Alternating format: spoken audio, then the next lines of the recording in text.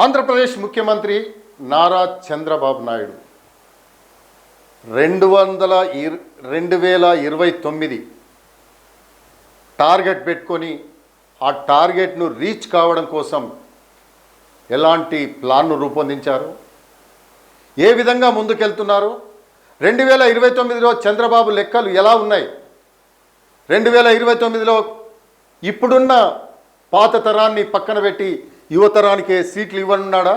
నిజంగా చంద్రబాబు లెక్కలు తారుమారై యువతరానికే సీట్లు ఇచ్చే విధంగా ఒక పక్కా ప్లాన్ రూపొందించినట్టుగా తెలుస్తుంది. వచ్చే 2029లో యువతకు పెద్ద పీట వేయాలని తెలుగుదేశం పార్టీ నిర్ణయించిన సంగతి తెలిసిందే.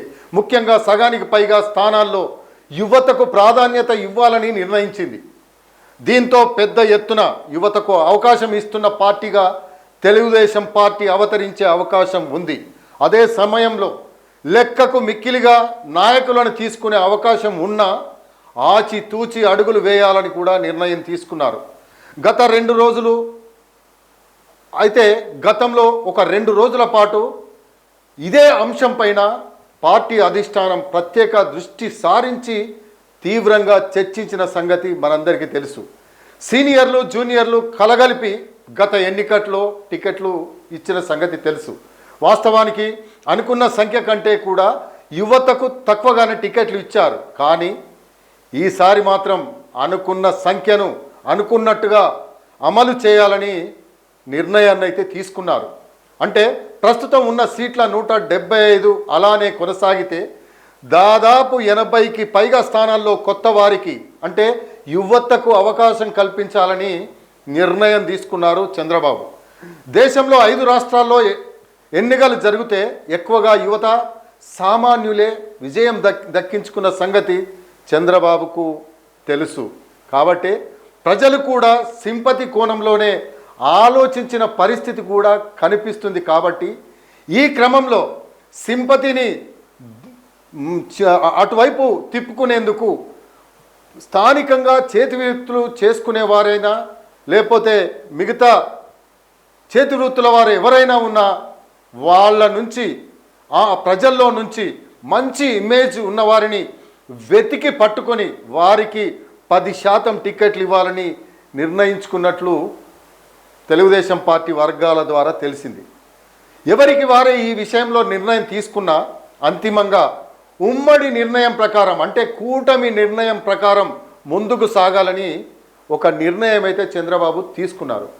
ఇది పార్టీలకు సమాజంలో ఉన్న ప్రజల నాడిని పట్టుకునేందుకు ఈ కోణంలో అవకాశం దక్కుతుందనేది చంద్రబాబు నమ్మకం. ఇక యువతకు పెద్దపీట వేసే క్రమంలో అందరికీ అవకాశం ఇవ్వకుండా వారిలో ఉన్న నాయకత్వ లక్షణాలను ఒడిసి పట్టుకునే ప్రయత్నం చేస్తారు.